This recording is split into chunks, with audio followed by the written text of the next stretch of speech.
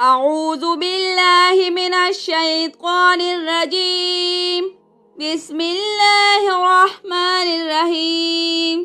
آمن الرسول بما أنزل إليه من ربه والمؤمنون كل آمن بالله وملائكته وكتبه ورسله لا نفرق بين أحد من رسله وقالوا سمعنا وأطعنا غفرانك ربنا وإليك المصير.